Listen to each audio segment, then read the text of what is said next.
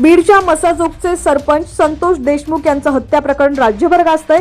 या प्रकरणात नवनवीन खुलासे समोर येत आहेत। त्यात आता ही घटना ताजी असतानाच आज आणखी एका सरपंचाचा मृत्यू झाल्याची घटना घडली।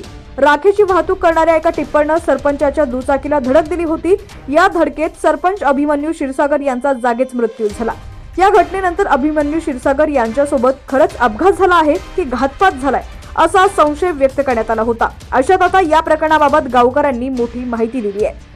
बातमी सविस्तर पाहूया। त्याआधी तुम्ही HPN मराठी न्यूज चॅनल पहिल्यांदाच पाहत असाल आणि अजूनही चॅनलला सबस्क्राइब केलं नसेल तर नक्की सबस्क्राइब करा, जेणेकरून आमचे अपडेट्स लवकरात लवकर तुमच्यापर्यंत पोहोचतील। बीडच्या परळी तालुक्यातील सौदाणा येथील सरपंच अभिमन्यू क्षीरसागर यांच्या दुचाकीला राखेची वाहतूक करणाऱ्या वाहनानं धडक दिली होती। या अपघातात क्षीरसागर यांचा जागीच मृत्यू झाला होता। या प्रकरणात परळी ग्रामीण पोलीस ठाण्यात चालक भोजराज देवरवकर याच्या विरोधात गुन्हा दाखल करण्यात आला।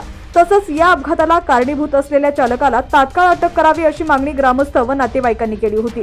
दरम्यान या प्रकरणात देशमुख हत्या प्रकरणानंतर घातपाताचा संशय व्यक्त केला जात होता।